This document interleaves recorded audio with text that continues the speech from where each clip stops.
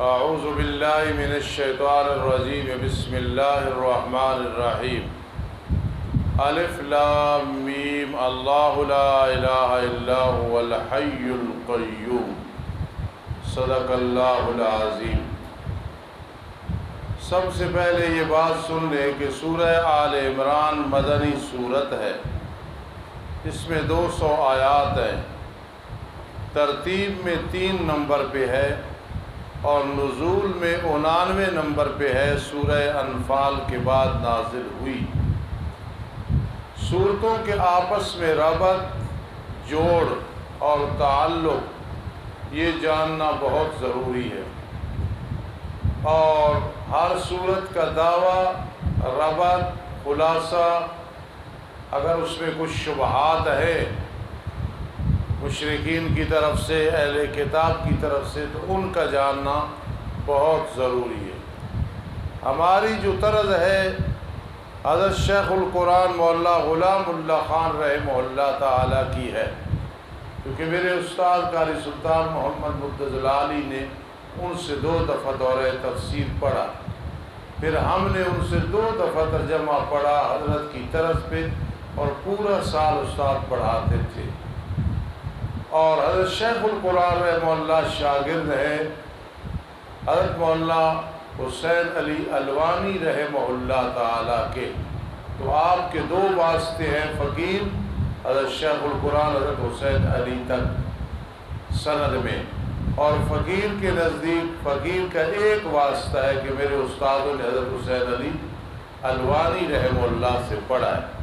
تو ہم یہ طرز اپناتے ہیں اور اسی پہ انشاءاللہ العزیز رہیں گے۔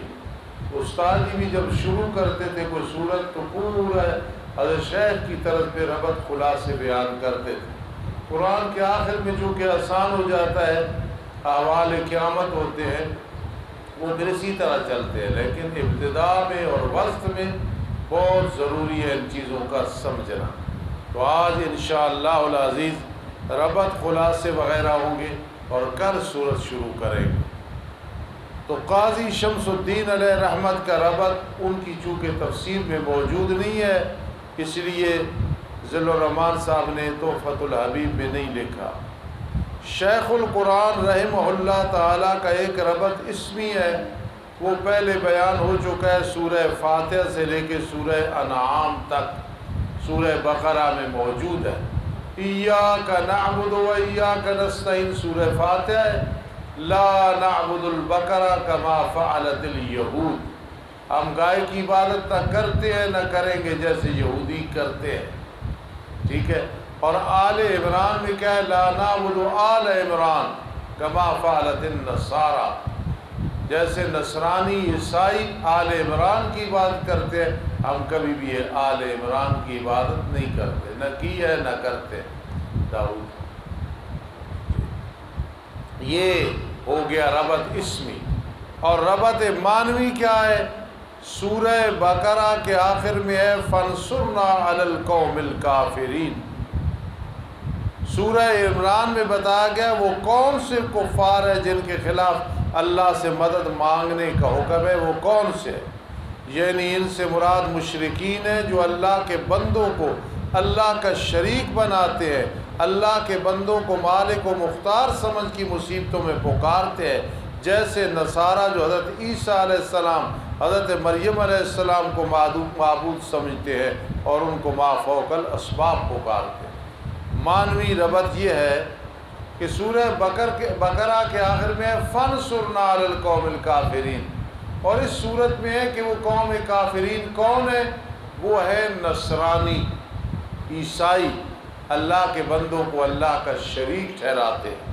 تو اس لیے ربط معنوی یہ ہو گیا کہ صورت میں بتایا گیا وہ کون سے کافر ہیں، وہ مشرک ہیں جو اللہ کے بندوں کو اللہ کا شریک ٹھہراتے ہیں۔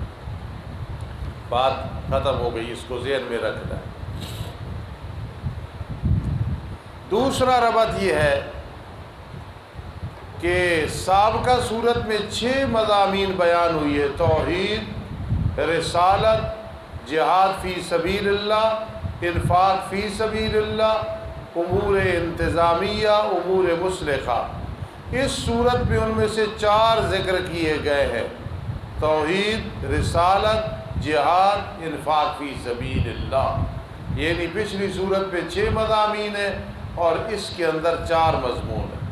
توجہ، خلاصہ مضامین: اس صورت میں مشرکین نصارہ کے توحید کے متعلق 5 اور رسالت کے متعلق 3 شبہات کا جواب دیا گیا ہے۔ یہ بہت ضروری ہے، یہ جو چیز ہے۔ اور سابقہ صورت کے 6 مضامین میں سے 4 مضامین کا ذکر ہے۔ ابتدائی صورت سے لے کے ایامرکم بالکفر بعد اذ انتم مسلمون تک عقیدہ توحید کا بیان ہے۔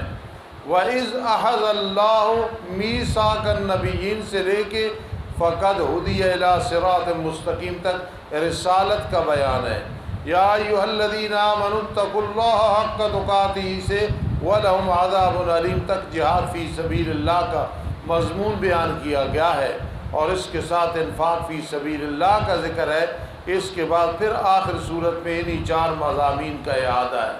یہ جتنی عبارت میں نے پڑھی ہے، اس کا خلاصہ یہ ہے کہ سورت میں توحید کے متعلق 5 شبہات کا جواب دیا گیا ہے، رسالت کے متعلق 3 شبہات کا جواب دیا گیا ہے، اور پھر اس بات کو دہرایا ہے کہ سورت میں 4 مضامین ہیں: توحید، رسالت، جہاد، انفاق فی سبیل اللہ۔ ایک بات ذہن میں رکھنا، بعض صورتوں کا دعویٰ بیان ہوتا ہے، دعویٰ صورت، بعض کا نہیں ہوتا۔ آپ نے یہ بات ذہن میں رکھنی ہے کہ جو حضرت شیخ کا ربط مانوی ہوتا ہے نا، وہی صورت کا دعویٰ ہوتا ہے۔ دوسرے نمبر پہ حضرت دہلوی شاہ صاحب کا جو خلاصہ ہوتا ہے نا، وہی صورت کا دعویٰ ہوتا ہے۔ تو پریشان نہیں ہونا، اگر کسی جگہ دعویٰ صورت ہے تو ہے، ورنہ مانوی ربط دیکھ لو، اس میں سارا دعویٰ بیان ہو جاتا ہے۔ اور اگر ایسے بھی نہیں، اس سے بھی آسان، حضرت دہلوی شاہ صاحب رحمہ اللہ کا خلاصہ دیکھ لو، اور یہ ساری چیزیں آپ کی اس تحفۃ الحبیب میں ہیں۔ توحید کے متعلق 5 شبہات۔ پہلے 2 شبہات حضرت عیسیٰ علیہ السلام کے حق میں ہیں۔ پہلا شبہ، حضرت عیسیٰ علیہ السلام کو روح اللہ، ابن اللہ، کلمۃ اللہ کہا گیا، معلوم ہوا کہ اللہ کے نائب ہے، پکارنا جائز ہے۔ یہ شبہ ہے مشرکین کا، عیسیٰ علیہ السلام اللہ کا بیٹا ہے، معاذ اللہ، اللہ کا نائب ہے، اس کو پکارنا جائز ہے، تو پھر کیوں نہیں ہم اپنے بزرگوں کو پکاریں؟ جواب آیا، هو الذی انزل علیک الکتاب منہ آیات محکمات ہن ام الکتاب واخر متشابہات۔ یہ متشابہات میں سے ہے۔ محکم اور متشابہ کا حکم یہ ہے کہ جو بھی اللہ کی مراد ہے، اللہ کے علم ہے، اس کے حق ہونے کا اعتقاد رکھنا ہے۔ عیسیٰ علیہ السلام کو روح اللہ کہا، ابن اللہ نہیں کہا، کلمۃ اللہ کہا ہے۔ اس سے کہاں سے ثابت ہوتا ہے کہ وہ اللہ کا بیٹا ہے؟ شبہ کا جواب۔ دوسرا شبہ کہ حضرت عیسیٰ علیہ السلام مادرزاد اندھوں کو ٹھیک نہیں کر دیتے تھے، مردوں کو زندہ نہیں کر دیتے تھے، تو ہمارے وڈیرے بعید نہیں کر سکتے؟ جواب آیا، سب کچھ بِإِذْنِ اللہ تھا، وہ معجزات تھے، وہ بِإِذْنِ اللہ ہے۔ اگر ولی اللہ سے کوئی ایسا کام ہو جائے جو عادت کے خلاف ہو، وہ بھی بِإِذْنِ اللہ ہے، بغیر اللہ کے اذن کے نہ کوئی معجزہ ہے نہ کوئی کرامت ہے۔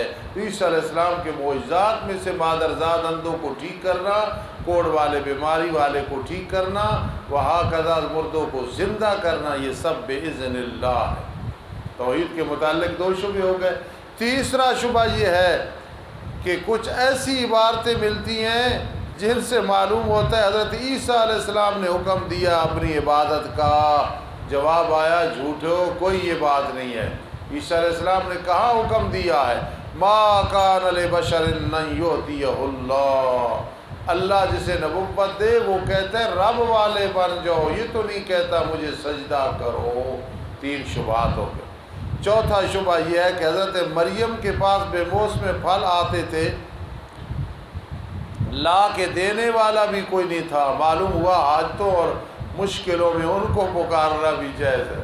جواب آیا، وہ کہتی تھی قالت هو من عند اللہ، قالت هو من عند اللہ، یہ بے موسم پھل اللہ کی طرف سے آتے ہیں، مشرکوں ظالموں کیوں غیر اللہ کو پکارتے ہو؟ کوئی حاجت روا نہیں، کوئی مشکل کشا نہیں، کوئی بگڑی بنانے والا نہیں، کوئی عالم الغیب نہیں، کوئی حاضر و ناظر نہیں، کوئی مختار کل نہیں۔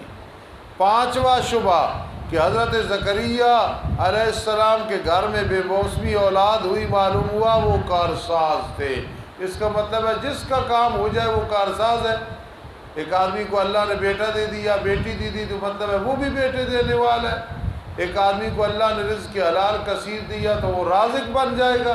اس شبے کا جواب ہے ہنالک دعا زکریا ربا، ظالموں رب کو پکارو۔ زکریا علیہ السلام نے رب کو پکارا، رب نے اولاد عطا کی۔ ہنالک دعا زکریا ربا، حضرت زکریا بھی حاجت روا نہیں، مشکل کشا نہیں، وہ تو ہنالک دعا زکریا ربا اپنے رب کو پکارتے تھے۔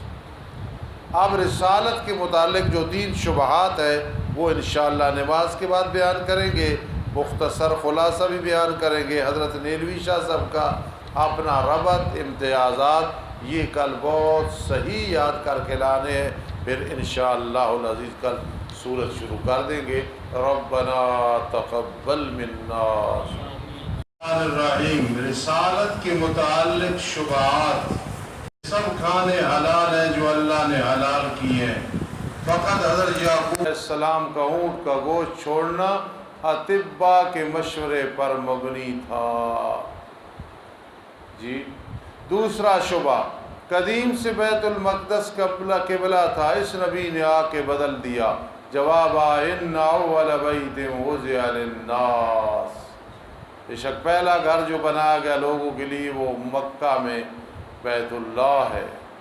تیسرا شبہ، جنگ احد میں مسلمانوں کو شکست ہوئی، اگر وہ سچے نبی ہوتے تو کفار کے ہاتھوں شکست نہ ہوتی۔ جواب وَإِذْ غَدَوْتَ مِن نَحْلِكَ تُبَوِّئُ الْمُؤْمِنِينَ مَقَاعِدَ لِلْقِتَالِ وَلَقَدْ صَدَقَكُمُ اللَّهُ وَعْدَهُ إِذْ تَحُسُّونَهُم، اللہ نے پھر فتح بھی دی نہیں ہے۔ مختصر خلاصہ سن لیں سورہ آل عمران کا میرے عزیزو، یہ بہت اہم کام ہے، یہ بنیاد ہے۔ یہ اگر عدد کے ربط وغیرہ نہ سمجھ آئے تو پھر نقصان ہوتا ہے۔ آخری پیغمبر آ چکا ہے، اس پر ایمان لاؤ، اور اس کا لایا ہوا پیغام توحید مان لو، اور حضرت عیسیٰ اور حضرت مریم علیہ السلام کی عبادت اور پکار چھوڑ دو۔ آخری پیغمبر سے مل کر اشاعت توحید کی خاطر مشرکین سے جہاد کرو۔ حضرت نیلوی شاہ صاحب رحمہ اللہ کا خلاصہ، اور نصارہ کی طرح آل عمران، عیسیٰ علیہ السلام، مریم علیہ السلام وغیرہ کو بھی قابل پرستش نہ سمجھتے ہیں، نہ سمجھیں گے، بلکہ معاندین سے جہاد کریں گے۔ یہ جو خلاص ہوتا ہے نا نیلوی شاہ صاحب والا، یہی حضرت شیخ القرآن رحمہ اللہ کا مانوی ربط، اور تفسیر میں یہی چیزیں ہوتی ہیں۔ تو میں نے اپنے استاد جی سے اس طرز پہ پڑھا جس طرز پہ آپ کو پڑھا رہا ہوں، اللہ کے فضل و رحمت سے۔ فقیر کے نزدیک بہت سارے ربط ہے، تو آسان ربط سورہ بقرہ اور آل عمران دونوں الف لام میم سے شروع ہوتے ہیں۔ کتنا آسان ربط۔ ایک اور سن لیں، سورہ بقرہ میں ہے فَانْصُرْنَا عَلَى الْقَوْمِ الْكَافِرِينَ، اس صورت میں فرمایا اللہ لا الہ الا ہو۔ توحید میں جتنا زیادہ پختہ اور مضبوط ہوگے اللہ کی مدد اتنی جلدی آئے گی۔ جی امتیازات بہت سارے، ایک سن لیں، سورت ممتاز ہے حضرت مریم کی فضیلت پر، وَاصْطَفَاكَ عَلَى نِسَاءِ الْعَالَمِينَ۔ یہ تکرار بھی ہو، سبق یاد بھی کرنا ہے، کل انشاءاللہ سورت شروع کریں گے۔ الحمدللہ رب العالمین والعاقبۃ للمتقین والصلاة والسلام علی رسول محمد وآلہ واصحابہ اجمعین۔ ربنا آتنا فی الدنیا حسنہ وفی الآخرۃ حسنہ وقنا عذاب النار۔ ربنا ظلمنا انفسنا وإن لم تغفر لنا وترحمنا لنكونن من الخاسرین۔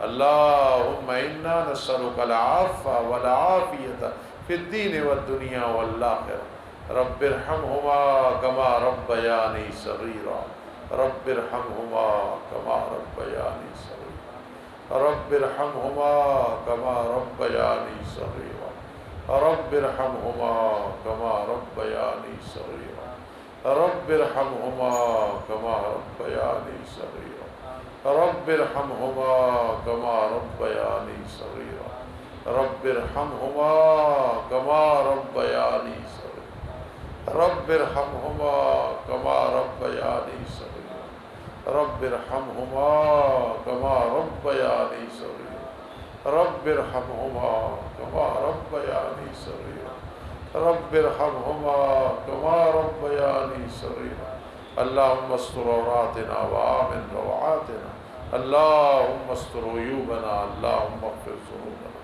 اللہم انی اعوذ بک من الہم والحزن والعجز والکسل والجبن والبخل وزلع الدین وغلبۃ الرجال آمین یا رب العالمین برحمتک یا ارحم